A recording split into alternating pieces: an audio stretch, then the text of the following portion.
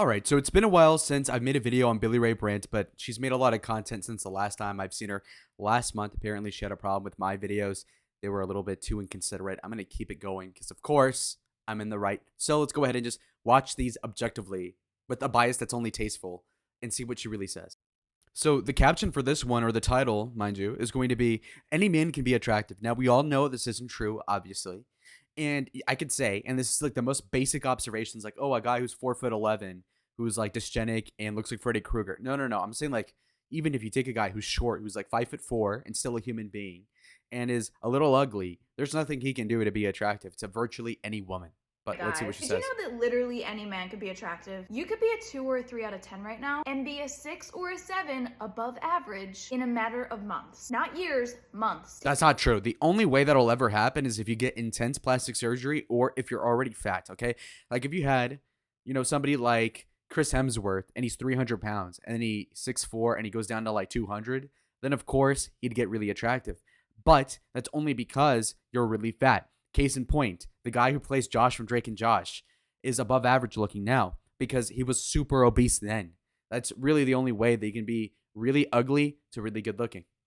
Take it from a girl. Drop the hopelessness and do the following. First, you don't need to look like Thor to get a girl's attention. Just look good enough to catch our eye. Get in the gym and don't slack on the areas that literally shape your masculine frame. Don't skip the triceps, traps, and delts. These are the key areas that will help you fill out your shirts and make you appear more masculine. Speaking of shirts, please stop dressing cringe.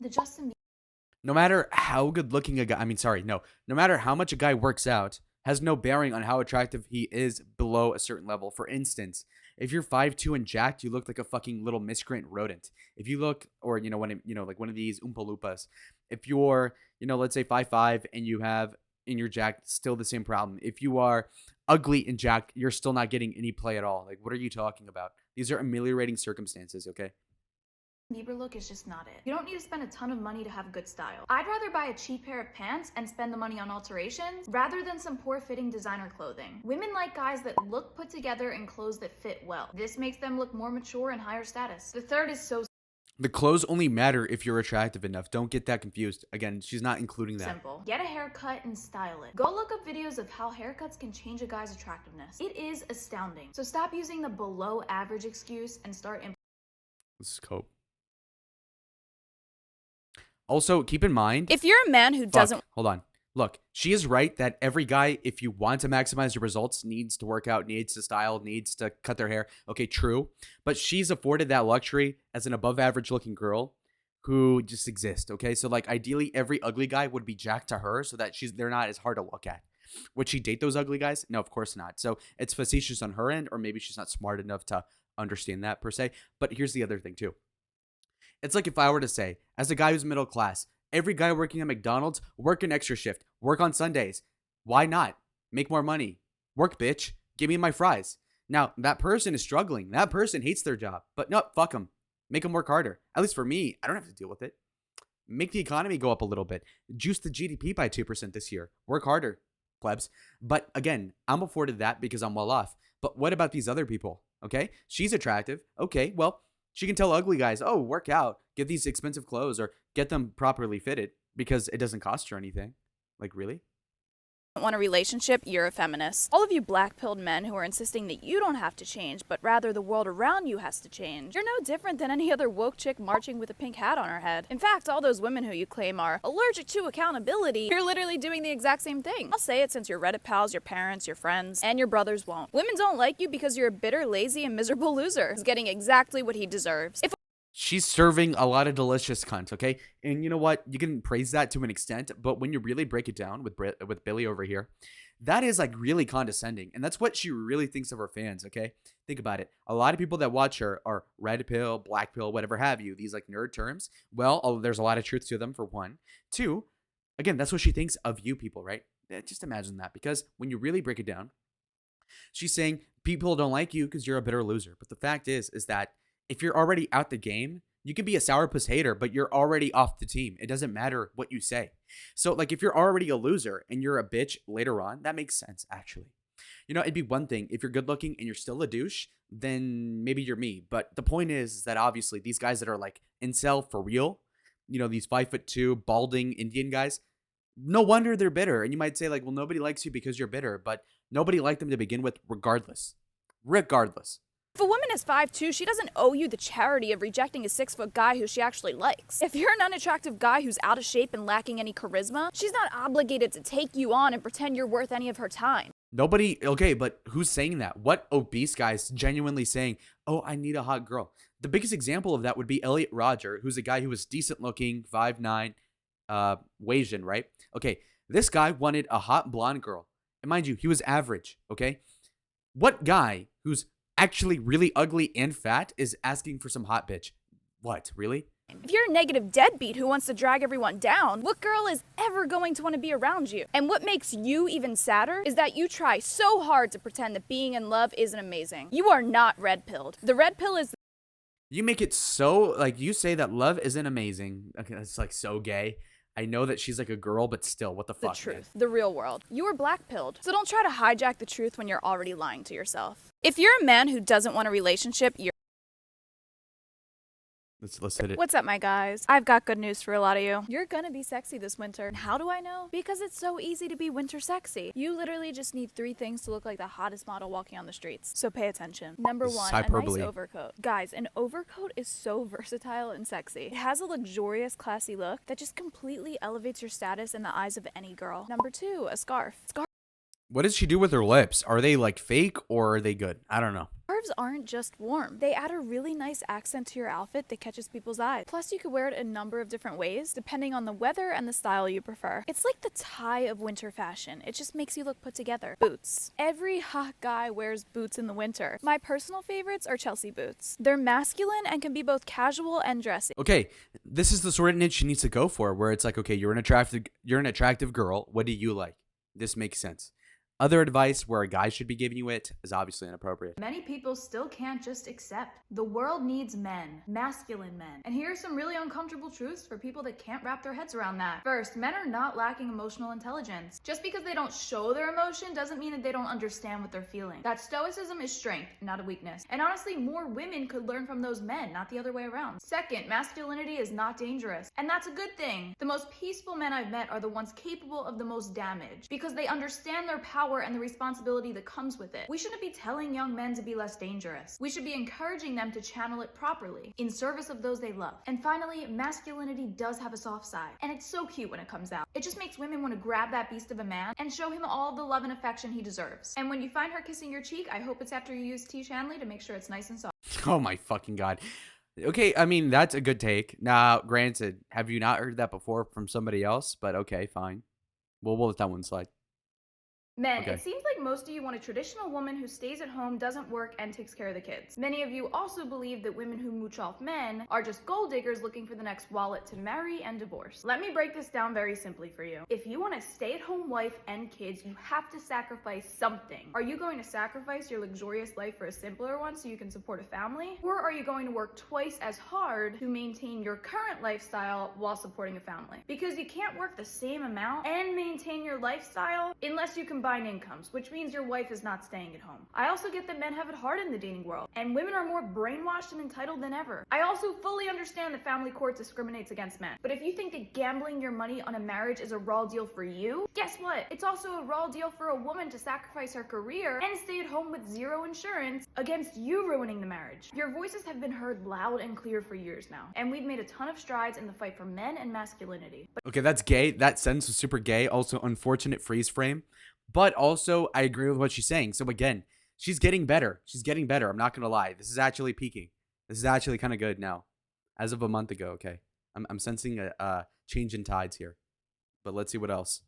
And again, I'm going in chronological order since I last made the So you video. got the not feeling the chemistry text again. Well, here's why. Feminism has completely destroyed the confidence of men. You're afraid to even lean into your jokes, or even make them to begin with, because you're afraid of offending a woman. You're completely unwilling to acknowledge her appearance, or physically touch her because you're afraid of being creepy. And you're afraid of revealing interesting things about yourself because you think you're weird and have nothing to offer compared to that 1% man. In short, you're a nice guy, and nice guys don't stimulate women. So what's the solution? Simple. Start acting like a man. That 1% man energy is nothing more than making that woman you're with feel like a woman. Take it from me, women know what men are like. So when you're holding back and acting timid, we instantly lose attraction. Do you really think that we put on our best outfit, a full face of makeup, and cute heels just so that you won't notice? We're trying to impress you, and the men that understand that are the ones that throw timidness out the window. They have the courage to establish physical touch. They're not afraid to say risky things. They aren't afraid to connect with a woman. So stop being scared, stop being timid.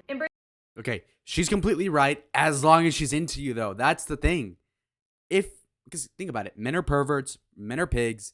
Obviously, if you're going on a date with a chick, you've already considered having sex with her or like something up, So, I mean, if you're checking her out, then clearly you want to feel her up, in which case, but you don't. Why? Because you're not sure if she likes you. Because if you knew she liked you, then you'd be all up in that. So it's not so much that guys are timid, but more so that guys aren't sure if the girl likes them.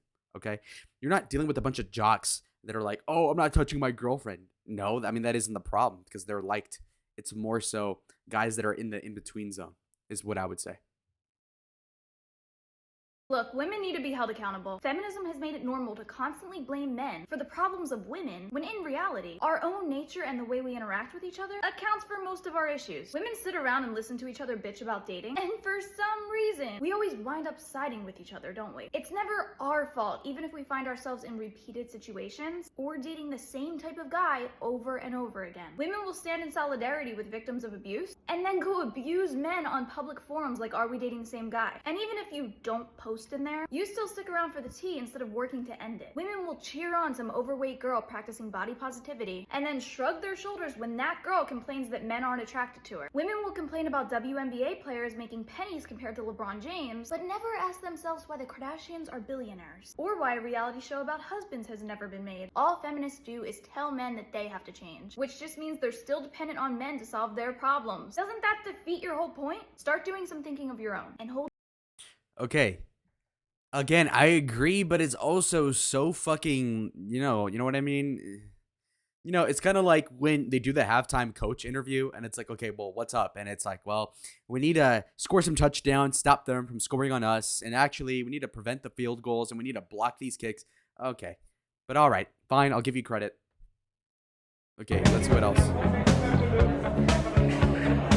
She's reacting to a fucking TV show or something. Another TikTok reaction. What the hell? These are getting meta. The best gift for her? Okay, what could it possibly be?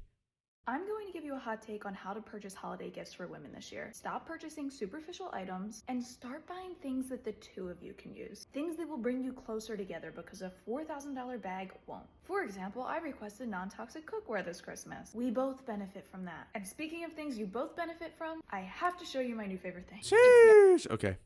Keep going. Male virginity is at an all-time high, and it's time to ask why. It's because young men have been lied to for a decade. They've been told that they're toxic and oppressive, that they should beg for forgiveness from a woman. They've been told that watching porn is totally normal, and that subscribing to ceiling fans will fill the void of female connection. They've been told that having most of their friends exist online rather than in person is simply the next evolution of human interaction. Young men aren't having sex because they're literally confused about how to communicate. They don't talk to people in real life. They curb their sex drive with images of women instead of acting. That just isn't true, though. So what she's saying is a bunch of things that are true of young people, that they don't talk to people in real life, that they only have online friends, but that could be equally true about women. But how come women's virginity isn't the same as the men's? Obviously, she's talking about men. So there's a huge chasm in her logic. There's a huge ravine in there where on one hand, she's saying that the men aren't having sex, but then just saying a bunch of generalities about like Gen Z, which applies to women equally, or at least like you would assume. And so there's a lack of, logic here. Well, what that means basically for everybody watching is that she is not understanding the fact that women are having more sex than men because they're sleeping with fewer men at the top. And therefore, it's like a Pareto principle of 80-20, where you have the majority of women lusting after the top 20% of men. And there's a ton of people at the bottom that are not getting jack shit. And therefore, that's what's happening. But then she's also throwing it away saying, oh, it's because they're online. No, you're online because you're a loser. You're not a loser because you're online. If you're already online to such an extent, then you're a loser to some extent as well. Yeah? Actual women, and they're afraid that everyone hates them just because they're men. Well, here's the truth. Men, you're not toxic and you have nothing to be forgiven for. And you should venture out into the world and discover who you are and where you're needed. But before you venture out, remember to look your best by using Tish Henley. Tish is the Bruh. recently went viral for this tweet. He was Bro, I'm not reacting reading to that. a video where a self-described feminist confessed that she was extremely attracted to a man because of his traditionally masculine presence on a date, particularly the part where he enthusiastically paid for everything. Matt's point was one that we constantly discuss, that feminists like to be selective with their rejection of tradition. They want the advantages of equality with men, like financial independence, without the disadvantages, like actually having to contribute your finances to the relationship. And he's right, that's where the feminist ideology falls apart. They have no principles or rationale to what they believe. They don't believe in equality. They believe that their money is their money, and that men's money is also their money. And that isn't equality, that's entitlement. Masculinity and femininity are both beautiful things. And it's about time we not only start viewing them as such, but also embracing every ounce of them that we can as men and women respectively. There is absolutely no denying. Okay. All right. Okay, fine. Okay, she's right. She's right. So a couple of weeks ago, a guy approached me. Of course, I did what all girls do. Assumed he was a sexually charged pig, screamed, "I have a boyfriend," before he could even get a word out, rolled my eyes, threatened to call the cops, and immediately relocated to a different spot in the coffee shop just so I could post a TikTok about it. Kidding. Here's how I actually handled it. I could sense this man's anxiety instantly, so I knew that there was romantic intent, but I entertained it how I would entertain any normal conversation. I let him introduce himself, I introduced myself, and made some brief small talk. It wasn't hard to establish very early on that I lived nearby with my boyfriend without ruining the conversation and his day. And maybe now this man won't be so nervous to approach other women. You might ask why I entertain a conversation with this guy if I have a boyfriend. Well, it's because I'm not a hypocrite. If I was single, I would hate it if women in relationships were being rude to single men because it would make them less likely to approach me. I'm not going to be part of the reason why men don't want to approach women anymore. If we want the modern dating world to change for the better, we as women have a duty to make these initial interactions that are already very intimidating for men as unintimidating as possible. I could see her point, but nah. Honestly, I think if a guy who's beneath your league approaches you, which is what I'm assuming she's doing here, then I think women should treat them like shit, actually. It should be really clear to a guy that if a girl doesn't like you, immediately, as much as possible. Girls, honestly, and this is up to them. Now, granted, this is like asking people to recycle, they're not, but the point is that girls, let's say you're an 8 out of 10 girl, let's say we have one on screen, and she gets approached by a guy who's like a 6, she should be a bitch to him, actually, and disincentivize him from approaching her. Now, that guy, if he's smart, would be like, oh, I'll go for an uglier chick next time, not this idea of, I'm going to give up on all women. No. Men don't even work that way. Usually, it's like, oh, this girl rejected me, let me go for a sister. Let me go for the girl that isn't as difficult, right? Obviously. It wouldn't be, oh, hot girl rejected me, I'll just go gay. No, thank you. All right, we got the next one. There is no such thing as true love. Well, actually, let me take a step back. I don't believe in the type of love that's been shoved down our throats since childhood. One of the most common things I hear women say after breaking up with their boyfriends is the spark just wasn't there anymore. Or I feel like we just grew apart. But what is the spark? And why did you allow yourselves to grow apart when you could have grown together? We have been raised to romanticize everything. And we've also been raised in a time of unlimited choices. And both of those combine into a bad cocktail of unrealistic expectations. Guess what? There probably isn't going to be an orchestra playing in the background when you realize you love somebody. And as your relationship becomes more predictable and there are less rocks to turn over, it's not going to be nearly as exciting as it was in the beginning. And you know what else? You can actually decide to grow with your partner rather than on your own. You can both pick a spot and aim for it together. And when you find that shared goal, nothing can stop you from building the strongest relationship imaginable in pursuit of it. That's what love is. It's finding someone you're passionate about and finding happiness in true partnership rather than a fiery, dopamine-fueled romance. Okay, that's actually spot on. Okay, finally. Holy shit. Because, again, this is something that a girl could say that a guy couldn't really say the same way. So this is actually her niche. So here we go. 2 banger videos. We have the one where she's telling you what boots to wear, because obviously what guy would tell you that? And then 2 is the romance thing. Okay, actually, this is good. This is a step up. This is after I talked to her, by the way. I'm taking 5% I'm taking 5% credit for this. We have another one. There is only one way to escape the friend zone, and here's how to do it. Look, I'm sure if you're a guy with an attractive female friend, you've consumed every dating advice video trying to change the way you talk, text, and carry yourself in hopes that that girl will start viewing you differently. Well, here's the problem with the friend zone. Getting into the gym, getting your finances up, and changing your style isn't going to change the way that girl sees you. Sure, you'll end up attracting a greater number of women, but it probably won't attract that woman. I'm gonna be blunt. Most women can't get past their first impression of you. She's not going to notice you getting more attractive because she has you classified as a friend. She isn't interested in how your sexual market value is changing because you aren't on her sexual radar. So the question becomes, Okay, I know that's how it works, but just as an aside, isn't that so fucking stupid? Isn't that retarded? Isn't that so stupid? Holy shit, like, what the fuck? No, but it's so real. She's actually right. But see, this is why, like some girls they basically do need to exist in this red pill, so to speak, because they do have some insights such as this one. So I do appreciate that. Now, I think she's right thus far. Let's keep it going. How do you hit the reset button? Well, by literally hitting reset. If you want this girl to view you differently, you need to drop out of her life completely so that she has an empty canvas in her head for you to reappear on. Basically a new first impression. That's and maybe true. during that time, you'll see that all the self-improvement that you did to attract her are actually going to attract women that aren't going to use you as an emotional support animal and instead worship exactly the man that you've become. Okay, this is actually a really good video. This is perfect. What the fuck? Yeah. See, that's spot on. Okay, great. And when she said that girls can't get over their first impression of you, that ostensibly is actually game that you can't get from a guy. Now, granted, I already knew that, but like most guys cannot conjure up that idea. And so for a girl to do that actually serves a purpose, in my opinion. In which case, then, she's being productive. And so I appreciate that. How women will sabotage other women by recommending hairstyles that will make them less attractive. I'm not kidding. In this hypothetical salon experiment, the women that were hairstylists would recommend to the women getting their hair cut that they cut off more hair than they originally asked for, which is significant. Okay. Skipping that one. Divorce Rachel, double Lindsay, standards. and Brian will also file for divorce. What? This is too meta. Reacting to a TikTok of a TikTok. There's only one correct way to approach women at the gym, but to do it, you have to understand something really important about women. We are naturally avoidant creatures. We will sacrifice the potential of something great in order to avoid the potential of anxiety. So believe it or not, a girl at the gym might find you physically attractive, but might reject you simply so that the gym is not an awkward place for her in the future. Sounds crazy, but it's true. So That's a great point. Do you get her? See, again, this is her niche, okay? What do attractive girls think? And then give that.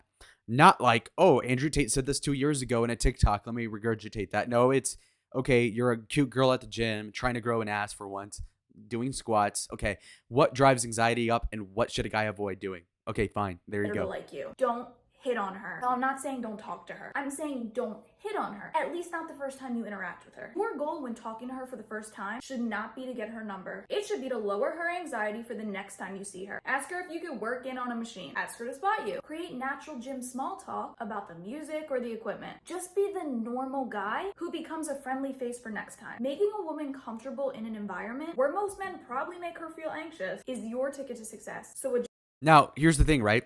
That is, you would really say that is contradictory to her point earlier about how if you make a first impression where she puts you in the friend zone, then you can't work your way out of it. Now she's telling you to be platonic when you first talk to a girl and the circumstance at the gym.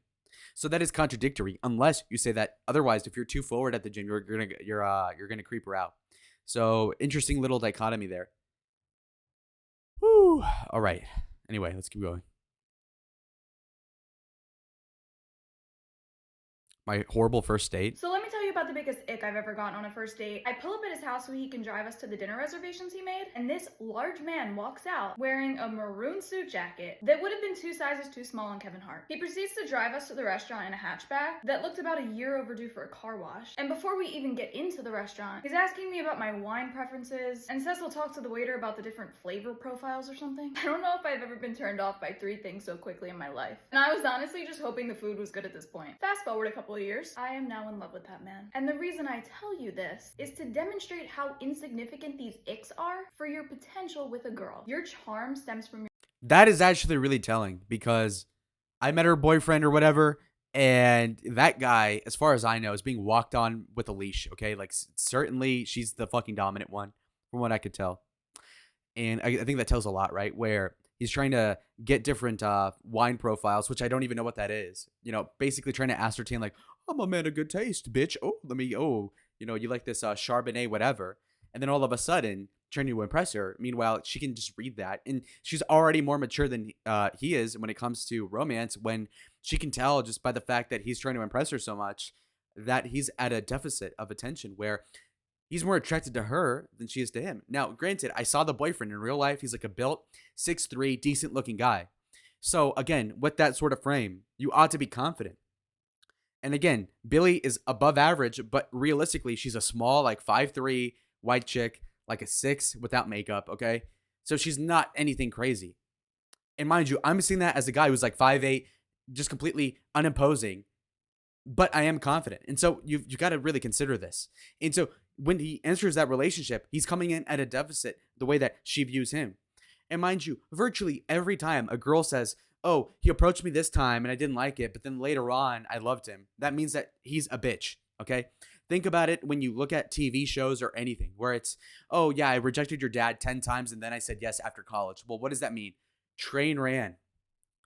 All the trains, okay? Thomas the Tank Engine was 6 inches deep. And now all of a sudden, okay, well, this guy that was corny is now stable. Am I saying she was on the carousel? No, but what I am saying is that it matches the profiles of many girls that do. So from your authenticity and confidence within yourself. And if a girl saying ick makes you question yourself and lose that confidence, I promise you that will make her leave much faster than the ick itself. Good women don't want a man that they can change with one word. They want a man of conviction. So if a girl ever says anything like that to you, her. Own everything about yourself. That is the sexiest thing you can do. And yes, he still has that jacket. So let me tell you. okay. Let's see the comments on these. I'm kind of curious.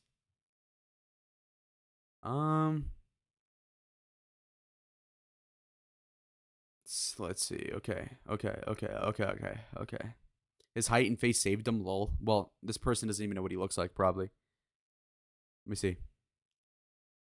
He crushed it. Let me tell you how we got the girl. I saw him spot her from across the room. Think for a minute about what he might want to say. Try to make some eye contact, but then he just went for it. First, he didn't rush in and get super close to her. He softly made introductions, then sat at a friendly distance. This is key. Most girls are preparing for awkward interactions when random guys approach them. So just smiling and making it feel as normal and friendly as possible places you so high above her expectations that you are already winning. He went on to make himself very comfortable. Open body language, very relaxed. Constant smiling and chuckling throughout the conversation. Okay, just fair came enough. across as very pleasant. And the girl had Fair no enough. reason at all to not view this conversation as a positive. A couple minutes later, I saw him hand his phone to her, watched her type something in it, and then he just said goodbye and walked away. And no, he wasn't 6 foot. He was maybe 5'6", pulling a beautiful girl. Just go have no. Okay, now I don't believe it. Fake story.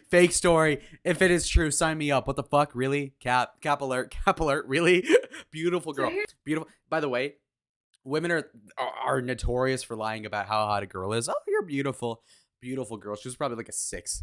And also, it's beautiful for a guy who's like 5'6", pulling that bitch. Just think about it that way. Here's what it was like to be ugly. So embarrassing. Honestly lonely. But here's the part that agitates me when I hear those from not to hot stories. You constantly hear the BS line, I did it for myself. That's true to some extent, but the turning point for me was seeing all my friends enter relationships when literally no dude looked my way. No one admits that love is the reason that they decided to turn their life around. So I'll say it. I wanted a relationship and I changed my ways to get one. And this story right here is why I believe there's no such thing as permanently ugly. I lost a third of my weight, stopped wearing stuff like this, and decided to make my personality something other than being a self-deprecating, self-hating, depressing ass person to be around. That is cope right now. Okay, first of all, Billie has got to have one of the most basic white chick personalities ever, for one.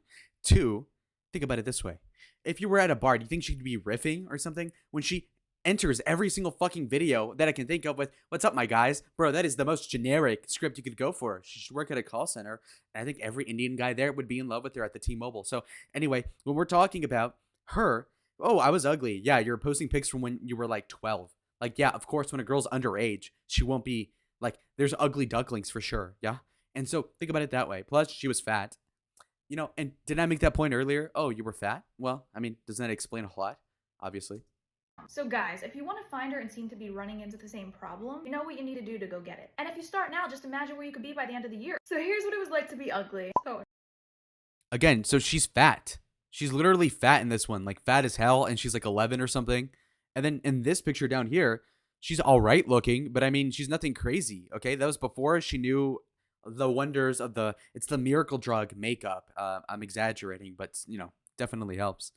Here she looks like the girl who's the sidekick of Victoria Vega from Victorious. What's her name? I don't remember. She was hot, though, back then. And I remember, so this is the Vega aesthetic. Again, she had baby fat here, so that's also explanatory. Not so much her personality.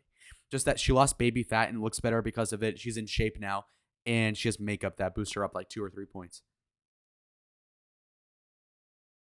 What's I'm this? glad my best friend started dating my ex. It taught me a lesson that I needed most at that time, and I think it's one I'm meant to share with you. A lot of people have relationships in their life, whether it be friends, family, romantic relationships, where their trust is broken. For me, I put all of my love, trust, secrets, and time into this one best friend. She was my world, and for her to do that to me behind my back absolutely broke me. Initially, I was mad at myself for not having more friends, for putting all of my eggs in one basket, and I couldn't imagine trusting like that again. That's but eventually tough. I learned that just because somebody might break your trust doesn't mean that all other innocent people should face the repercussions of that. It's okay to put all of your eggs, in other words your trust, in one basket. But some people live with that mentality of not wanting to put all their eggs in one basket, and eventually it trickles into their love life. It's why we see people getting What? led on with no promise of commitment. It's why we see people lose their minds and become hyper controlling. And it's why we see so many people running away from true connections instead of actually leaning into them. Anyway, I think I'll end my rant here for today. Moral of the story is let it go and don't be afraid of love.